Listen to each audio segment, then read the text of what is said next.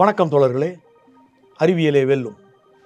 மறைக்கப்பட்ட இந்திய அறிவியல், ஒடுக்கப்பட்ட இந்திய அறிவியல். இன்றைய நிகழ்வுக்கு உங்களை அன்போடு வரவேற்கிறேன். உலக சிந்தனை சாளரத்தின் வழியே இந்திய அறிவியலின் கதவுகளை திறப்போம். இன்றைய உலக சிந்தனை சாளரத்தின் நாயகர் ஃப்ரெட்ரிக் நீட்சே. நீட்சே பிரபுத்துவ, நிலப்பிரபுத்துவ, அதிபிரபுத்துவ தத்துவ ஞானியாக இருந்தாலும் நீட்சே ஒரு அற்புத அறிஞர். யுத்தங்கள் முடிகின்ற காலத்தில் ஹிட்லரினுடைய படையில் இருந்த போர் வீரர்கள் 2.5 லட்சம் பேர் பைபிளை தூக்கி எறிந்துவிட்டு நீட்சேவினுடைய அற்புத புத்தகமான தஸ் ஸ்போக் சர்துஸ்ரா என்கிற புத்தகத்தை கையில் வைத்திருந்தார்கள் என்றால் அவன் எவ்வளவு பெரிய வித்தகனாக இருந்திருக்க வேண்டும். அவன் தன்னை மார்க்சிய அறிஞன் என்று சொல்லிக் கொள்ளாவிட்டாலும் அவனுடைய ஒரு வரி இன்றைக்கு நமக்கு மிக மிக தேவையான அற்புதமான ஒரு வரியாக இருக்கிறது. அவன் சொல்லுகின்றான், மந்தை சமுதாயத்தை உருவாக்கிட மதவாதிகள் அறிவியலை தங்கள் ஆயுதமாக்க மாற்றிக்கொள்வார்கள் என்று சொல்லுகின்றான். சந்தை சமுதாயத்தையும் மந்தை சமுதாயத்தையும் உருவாக்கிட மதவாதிகள் அறிவியலை தங்கள் ஆயுதமாக்கிக் கொள்வார்கள் என்கின்ற நீட்சேவின் சிந்தனையோடு இந்திய மறைக்கப்பட்ட அறிவியல் உலகிற்குள் நாம் நுழைவோம். இன்றைய நம்முடைய சொல்வீச்சின் நாயகர் சாகிப் சிங் ஷோகே பிரிட்டிஷ் இராணுவத்தில் இந்திய டாக்டராக இருந்தவர். இந்தியாவினுடைய ஹெல்த் மிஷன் என்று அழைக்கப்படுகின்ற மருத்துவ கட்டமைப்பை உருவாக்கிய நேருவின் தோழர், இந்தியாவின் அற்புத மாமனிதர், தீவிரமான ஒரு சோவியத் சப்போர்ட்டர். இந்தியாவினுடைய மருத்துவ கட்டமைப்பை பற்றி அவர் என்ன சொல்கின்றார்? இந்தியாவின் நோய்களிலேயே கொடுமையான நோய் எது? அவர் சொல்லுகின்றார், நோய்களிலேயே மிக மோசமானது தீண்டாமை. சமூக நோய் களைவது என்பது மருத்துவத்தின் பகுதி. நோயாளியை தொடுவதற்கு கூச்சப்படுகின்ற மதவாதியாக இருப்பீர்களே ஆனால் நீங்கள் மருத்துவராக இருப்பதற்கு ஒருபோதும் லாயக்கில்லாதவர்கள் என்று தன்னுடைய அற்புதமான ஒரு கருத்தை வெளியிடுகிறார் அவர். மதவாதம் கடப்போம், சாதியவாதம் கடப்போம். இப்போது நாம் அன்றைய போராளிக்குள் நுழைவோம். அன்றைய போராளி ரிச்சி ராம் சஹானி என்கிற மாமனிதர். ரிச்சி ராம் சஹானி 1963 பிறந்தவர். ஒரு தீவிரமான அருமையான வேதியியல் அறிஞர். அவர்தான் இந்தியாவின் முதல் மாடர்ன் கெமிஸ்ட் என்று அழைக்கப்படுகிறார். இன்றைக்கு நாம் பார்த்து கொண்டிருக்கிறோம், அணு உலைகளின் மீது ட்ரம்ப் அணுக்கள் உருவாகி அங்கே குண்டுகள் தயாரிக்கப்படுகின்றன என்கிற சந்தேகத்தோடு குண்டுகளை வீசியிருக்கிறார். ஆனால் ஈரான் மற்றும் இஸ்ரேலுக்கிடையே அணு ஆயுத போர் மூண்டு விடுமோ என்று அஞ்சுகிறார்கள். இந்த இடத்திலே ஒரு கட்டுரை வெளிவந்திருக்கிறது. அப்படி ஏதாவது ஒரு அணு உலையிலிருந்து அணுக்கதிர்வீச்சு வெளிப்பட்டு விட்டால் உங்களை பாதுகாத்து கொள்ளும் ஒரே வழிதான் இருக்கிறது. அதுதான் நீங்கள் ஆன்டிமனி பிஸ்மத் என்று அழைக்கப்படுகின்ற ஒரு கேடயத்தை அணிய வேண்டும் என்று சொல்லியிருக்கிறார்கள். இந்த விஷயத்தை கண்டுபிடித்து உலகத்திற்கு அறிவித்தவர் ருச்சி ராம் சஹானி என்று சொன்னால் நம்ப முடிகிறதா? அவருடைய தந்தை பாண்டாஜி அவருடைய ஊரிலேயே சாதாரண பெட்டிக்கடை வைத்திருக்கிறார். ருச்சிராம் சஹானிக்கு ஒரு ஆசிரியர், அவருடைய பெயர் கியான் பாண்டாஜி. இந்த ஆசிரியர் மிக மிக ஏழ்மையான குடும்பத்தை சேர்ந்த ருச்சிராம் சஹானிக்கு அரசு கல்லூரியிலே இடம் வாங்கி கொடுக்கிறார். லாகூரில் இருக்கிற அரசு கல்லூரிக்கு சென்று வேதியியல் படிக்கிறார் ருச்சிராம் சஹானி. அங்கே காந்திஜியினுடைய போராட்டத்திலே கலந்து கொள்வதற்காக தீவிரமாக தன்னை ஈடுபடுத்தி கொண்டிருந்த பொழுது அவரை அழைத்து, நீ இங்கு இருக்க வேண்டாம், ஜெர்மனிக்கு போய்விடு என்று அவரை மிக அழகாக கல்வி கற்பதற்காக அதே ஆசிரியர் அனுப்பி வைக்கிறார். ஜெர்மனிக்கு போன அவர் கொஞ்சம் நாட்களுக்கு எர்னஸ்ட் ரூதர்ஃபோர்டினுடைய ஆய்வகத்தில் பணிபுரிகிறார். அதன் பிறகு மேரி கியூரி ஆய்வகத்திலே பணிபுரிகிறார். இந்த ஆய்வுக்கூடங்களிலெல்லாம் பணிபுரிகின்ற பொழுது ட்ரிபியூன் என்கிற பத்திரிகையை தொடங்குகிறார். இப்படித்தான் ட்ரிபியூன் தொடங்கிய வரலாறு வருகிறது. அந்த பத்திரிகை எப்படி தொடங்கியது என்று வாசிக்கும் பொழுதுதான் ருச்சிராம் சஹானியின் பெயரே வருகிறது. ருச்சிராம் சஹானி லீடு பிஸ்மத் என்கின்ற இந்த ஈயம் பிஸ்மத் இரண்டுக்குமான என்ன வித்தியாசம் அட்டாமிக் வெயிட்ல? ஆன்டிமனி பிஸ்மத் இரண்டும் ஏன் வேறுபடுகிறது என்கின்ற அணு சமன்பாட்டை நிறுவியவர். இதற்காக ஃபஜான் என்று அழைக்கப்படுகின்ற அற்புத அறிஞர் இவருடைய கட்டுரைக்கு ஒரு முன்னுரை வழங்கி அந்த கட்டுரையை 18 மொழிகளிலே மொழிபெயர்த்து உலகமெங்கும் அனுப்பினார். இந்தியாவுக்கு திரும்பி வந்த மாபெரும் அறிஞர் ருச்சிராம் சஹானி முக்கியமான ஒரு கடமையை செய்ய தொடங்கினார். இவரை பற்றி ருச்சிராம் சஹானி போல் நாம் இருக்க வேண்டும் என்கின்ற 3 பாரா கட்டுரை ஒன்றை சிங்காரவேலர் எழுதினார். விடுதலை இதழிலே வெளிவந்திருக்கிற பல அறிவியல் அறிஞர்களை அறிமுகப்படுத்துகின்ற சிங்காரவேலர் வழியாக ருச்சிராம் சஹானி என்ன செய்தார் என்பதை நாம் அறிந்து கொள்கிறோம். ஊர் ஊராக சென்று ருச்சிராம் சஹானி அறிவியல் விழிப்புணர்வு கூட்டங்கள் நடத்துகிறார். மிக மிக முக்கியமாக மூட நம்பிக்கைக்கு எதிராகவும் மந்திரமா தந்திரமா என்கின்ற இந்தியாவின் முதல் நிகழ்ச்சியை நடத்திய பெருமை ருச்சிராம் சஹானியை சேரும்.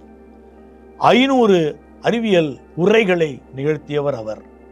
மந்திரமா தந்திரமாவை கிராமம் கிராமமாக சென்று அவர் நடத்துகின்றார். அவர் குருத்வாரா ரீஃபார்ம் மூமெண்ட் என்கின்ற ஒரு இயக்கத்தை தொடங்குகின்றார். அந்த இயக்கத்தில் உறுப்பினராகும் போது காந்தி அடிகளே அசந்து போனாராம். இப்படிப்பட்ட அறிவியல் சிந்தனை வளர்க்கும் ஒரு மாமனிதர் இந்தியாவுக்கு கண்டிப்பாக தேவை என்று பாராட்டினாராம். அப்படிப்பட்ட அறிஞர் ருச்சிராம் சஹானி இன்று மறக்கப்படுகிறார். அவரை பற்றி பாடங்களில் வைக்க வேண்டும். மூட நம்பிக்கைகளுக்கு எதிரான மாபெரும் போராளியாக நாம் அவரை முன்னிறுத்த வேண்டும் என்பதுதான் இந்த நிகழ்ச்சியினுடைய வேண்டுகோள். இப்போது நாம் இன்றைய அறிஞருக்கு செல்வோம். நினைத்து பாருங்கள், இந்தியாவிலிருந்து ஒரு அறிஞர், அவர் உலக அளவில் பெயர் பெற்ற ஒரு ஆய்வகத்திலே தலைமை விஞ்ஞானியாக இருக்கிறார். அவருக்கு கீழே 41 நோபல் அறிஞர்கள் ஆய்வுகள் செய்கிறார்கள். ஆனால் அவருக்கு நோபல் பரிசு வழங்கப்படவில்லை. அவர்தான் மரியாதைக்குரிய Arun Netravali. Arun Netravali father of digital video technology என்று அழைக்கப்படுகிறார். 70 பேட்டன்ட்டுகள் வைத்திருக்கிறார். இப்போது நாம் மிக எளிமையாக சில வேலைகளை செய்கின்றோம். அதுதான் பிக்சர் ப்ராசஸிங். ஒரு படத்தை நம்முடைய திறன்பேசியிலே புகைப்படமாக எடுத்துக்கொண்டு அதை அப்படியே கூகுளில் கொடுக்கிறோம், அதை அப்படியே இணையத்தில் கொடுக்கிறோம், அதை அது ப்ராசஸ் செய்கிறது, அது யார் என்பதை அறிவிக்கிறது. அதே மாதிரி தான் நம்முடைய டிஜிட்டல் டெலிவிஷன். இன்றைக்கு டிவி எப்படி மாறி இருக்கிறது? இன்றைக்கு டிவி மிக தட்டையான ஒன்றாக மாறி போய்விட்டது. இதை கொண்டு வந்த பெருமை நேட்ரவெளியை சேரும். 1945 நம்முடைய மும்பையில் பிறந்தவர். மிக சாதாரண குடும்பத்தில் பிறந்து மிக கடினப்பட்டு படித்து 3 முறை தோல்வி அடைந்து 4வது முறை உடைத்து கொண்டு ஐஐடி பாம்பேக்குள் நுழைந்து விட்டார். ஒரு ஆசிரியரின் மகன்.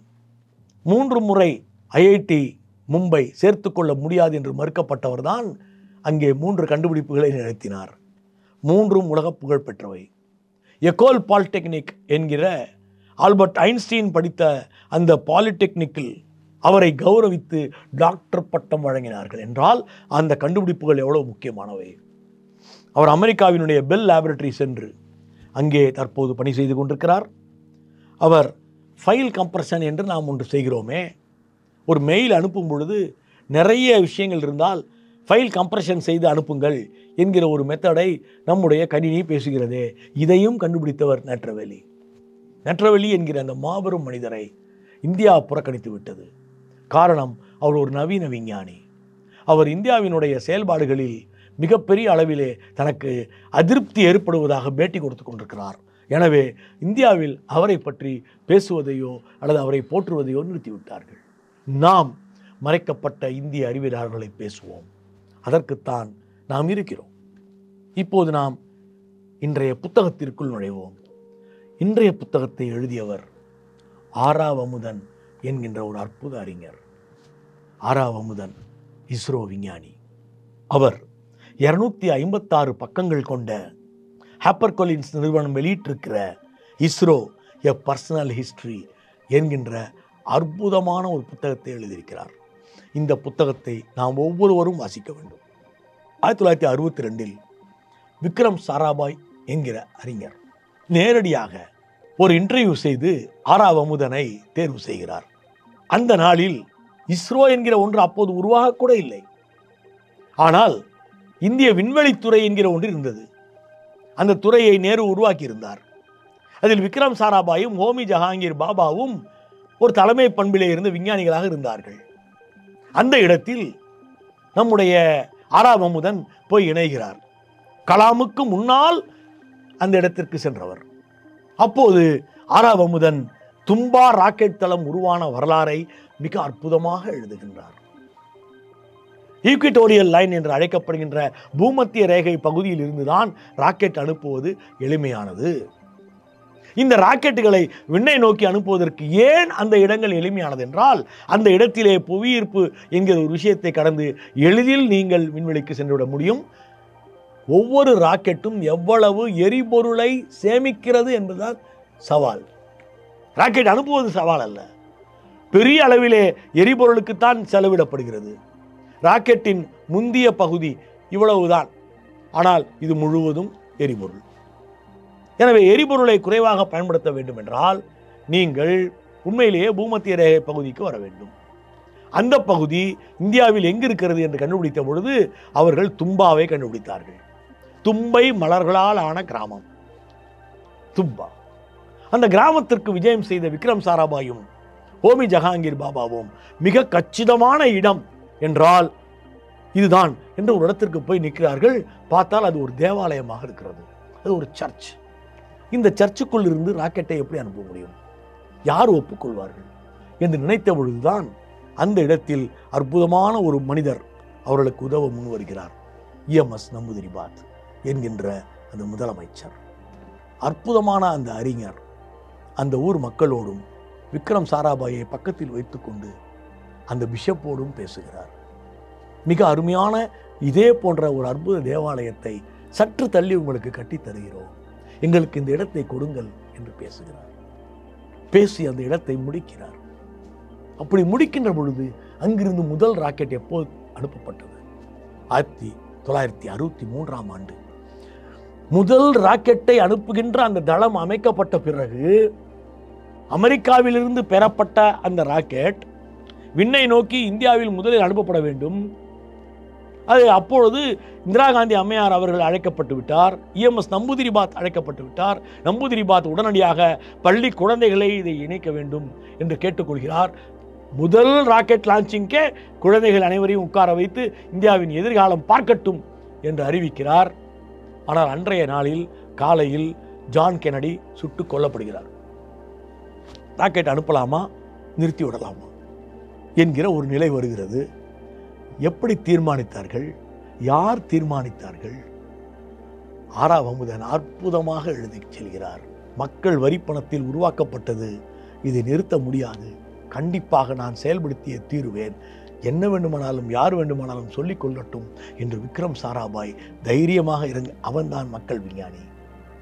அன்றைய தினத்தில் இந்தியாவின் முதல் ராக்கெட் விண்ணை நோக்கி செல்கின்ற பொழுது அந்த இடத்திலே EMS நம்பூதிரிபாத் என்கின்ற அந்த மாமனிதரின் பங்களிப்பும் எப்படி இருந்தது என்பதை பதிவு செய்யும் அற்புத புத்தகம். இந்த புத்தகத்தில் UR ராவ் பற்றி எழுதுகின்றார். சதீஷ் தவன் எப்படிப்பட்ட தலைமை பண்போடு அற்புதங்களை நிகழ்த்தினார் என்பது குறித்து எழுதுகின்றார். கிரையோஜெனிக் ராக்கெட் என்று அழைக்கப்படுகின்ற அந்த ராக்கெட் தத்துவத்தை இந்தியர்கள் தானாகவே எப்படி அடைந்தார்கள் என்பது குறித்து ஆர் அமுதன் எழுதுகின்றார். அற்புதமான இந்த புத்தகம் இன்னும் கொஞ்ச நாட்களில் தான் கிடைக்கும். அந்த கொஞ்ச நாட்களில் இதை வாங்கி படித்து விடுங்கள். சிறப்பான ஒரு வரலாற்றை பதிவு செய்து கொள்ளுங்கள். முதலில் இஸ்ரோவில் ஒரு பெண் விஞ்ஞானியை இணைப்பதற்கு இன்டர்வியூ செய்வதற்கு போனவர் ஆர் அமுதன். அந்த கதை தனியானது, அற்புதமானது. இந்த எங்களுடைய இஸ்ரோவில் பணிபுரிவதற்கு நீங்கள் தேர்வு செய்யப்பட்டிருக்கிறீர்கள் என்று அந்த பெண்மணியிடம் அறிவித்தவுடன் அவர் மயக்கமடித்து விழுந்து விட்டார். அப்படிப்பட்ட அருமையான அனுபவங்களை இந்த புத்தகம் முழுவதும் நிறைத்திருக்கும் ஆர் அமுதன் போன்ற போராளிகளை போற்றுவோம். இப்போது நாம் நம்முடைய அருமையான ஆய்வகத்திற்குள் நுழைவோம். CSIR நடத்தி கொண்டிருக்கும் national institute of oceanography Goa, இதுதான் இன்றைய நம்முடைய ஆய்வகம். 38 கான்ஸ்டியூவன்ட் ஆய்வுக்கூடங்களை இந்தியா முழுவதும் அது கொண்டிருக்கிறது. அட்லாண்டிக்கிலும் பசிபிக்கிலும் தீவிரமாக ஆய்வு செய்யப்பட்டு 1950களிலேயே அனைத்தும் கண்டுபிடிக்கப்பட்டு விட்டன. இந்திய பெருங்கடல் மட்டும் பாக்கி இருந்தது. இவற்றை நாம் எப்படி செய்ய முடியும்? இந்திய பெருங்கடல் எப்படிப்பட்ட வேதிப்பொருட்களை கொண்டது? இங்கே நமக்கு வேறு ஏதாவது கிடைக்குமா என்றெல்லாம் நினைத்த பொழுதுதான் என்கே பணிக்கர் என்கிற ஒரு விஞ்ஞானி அப்போது உதவிக்கு வருகிறார். இடதுசாரி சிந்தனையாளர், அற்புத அறிஞரான இந்த என்கே பணிக்கர் சென்னையினுடைய ஜுவாலஜி லேப் ஒன்றிலே அவர் ஒரு அறிஞராக பணியாற்றி கொண்டிருந்தவர். அவர் கேசவ பணிக்கர் என்று அழைக்கப்படும் மாபெரும் அறிஞர். கோட்டயத்திலே பிறந்தவர். 22 வாயேஜஸ் கடல் பயணங்களை மேற்கொண்ட இந்தியாவினுடைய டார்வின். இந்த 22 வாயேஜஸ்க்கும் பயன்பட்ட அந்த கப்பல் இப்போதும் அப்படியே இருக்கிறது, காட்சிக்கு வைத்திருக்கிறார்கள். இந்து சமுத்திரம் என்பதும் அரபிக்கடல் என்பதும் வங்காள விரிகுடா என்பதும் எப்படிப்பட்ட ஒரு தாதுக்களினுடைய இடமாக இருக்கிறது. இவைகளை பாதுகாக்க வேண்டும் என்றால் நம் அரசாங்கம் என்னவெல்லாம் செய்ய வேண்டும் என்கிற விஷயத்தை எல்லாம் உருவாக்கி கொடுத்தார்கள். இன்றைய நம்முடைய விஷயங்களில் தீவிரமான ஆய்வு, கிருஷ்ணர் பிறந்த அந்த இடம் எங்கே இருக்கிறது, அவருடைய அந்த இடத்தை நோக்கி நம்முடைய நாட்டின் பிரதமர் சென்று அங்கே மலர் வளையம் வைக்கும் அளவிற்கான ஆய்வு கூடமாக அது மாற்றப்பட்டிருக்கிறது என்பது மிகவும் துயரமான விஷயம். நம்முடைய நாட்டினுடைய செல்வத்தின் அடிப்படை மிக மிக முக்கியமானது. நாம் மீன்பிடி தொழிலில் உள்ள நம்முடைய தோழர்களுக்கு உதவுகின்ற அறிவியல் ஆய்வுக்கூடம். இந்த ஆய்வுக்கூடம் மீட்கப்பட வேண்டும். பழையபடி ஆய்வுகளை தொடர வேண்டும். இப்போது நாம் இன்றைய கண்டுபிடிப்புக்கு வருவோம். நம்முடைய நாட்டின் அற்புத கண்டுபிடிப்புகளில் ஒன்று டெஸ்ட் டியூப் பேபி. இன்றைக்கு வீதிக்கு வீதி நம்முடைய அன்பு பெண்களுக்கு குழந்தை பிறக்க முடியவில்லை என்றால் நாம் என்ன செய்கின்றோம்? உடனடியாக டெஸ்ட் டியூப் பேபி போய்விடுவோம், வாருங்கள் ஆய்வு செய்து கொள்ளலாம் என்று அப்படிப்பட்ட இடங்கள் செயற்கை முறையிலே கருத்தரிப்பு நிறுவனங்கள் இந்தியா முழுவதும் வந்துவிட்டன. ஆனால் முதலில் உலகிலேயே நாங்கள் தான் டெஸ்ட் டியூப் பேபியை உருவாக்கிவிட்டோம் என்று இங்கிலாந்து அறிவித்த பொழுது, இல்லை இல்லை, இங்கே நானும் உருவாக்கி இருக்கிறேன் என்று அறிவித்த மாமனிதர் டாக்டர் சுபாஷ் முகோபாத்யாயா. சுபாஷ் முகோபாத்யாயா கல்கத்தாவில் தன்னுடைய ஆய்வுக்கூடத்தில் உருவாக்கி கொடுத்த முதல் டெஸ்ட் டியூப் பேபியின் பெயர் துர்கா. அந்த துர்கா 1978 பிறந்து கானுப்ரியா அகர்வால் என்கிற பெயரில் இப்போது வாழ்ந்து கொண்டிருக்கிறார். ஆனால் இந்த அறிவிப்பை அவர் வெளியிட்ட பொழுது அவர் கொண்டாடப்படவில்லை, அவர் பகிஷ்கரிக்கப்பட்டார். பல விதங்களில் அவருடைய கண்டுபிடிப்பை வெளிவந்துவிடக்கூடாது என்பதற்கான அழுத்தங்கள் தரப்பட்ட பொழுது டாக்டர் சுபாஷ் முகோபாத்யாயா தற்கொலை செய்து கொண்டார். இந்தியாவினுடைய விஞ்ஞானிகள் எப்படி அவமானப்படுத்தப்படுகிறார்கள், என்னவெல்லாம் செய்யப்படுகிறார்கள், எப்படி மறைக்கப்பட்ட வரலாறாக இந்திய அறிவியலின் வரலாறு மாறுகின்றது என்கிற கொடுமை ஜூன் 19, 1981 அரங்கேறிய சுபாஷ் முகோபாத்யாயா அவர்களினுடைய அந்த தற்கொலையோடு நாம் தொடர்புபடுத்தி பார்க்க வேண்டிய ஒரு அதிர்ச்சி தரும் விஷயம். இன்றைக்கு விட்ரோ ஃபெர்டிலைசேஷன் மூலம் பிறக்கும் ஒவ்வொரு குழந்தையும் நம் நாட்டில் சுபாஷ் முகோபாத்யாயா அவர்களுக்கு கடமைப்பட்டுள்ளது என்பதை நாம் ஒருபோதும் மறக்கக்கூடாது. அறிவியலை வெல்லும். நன்றி.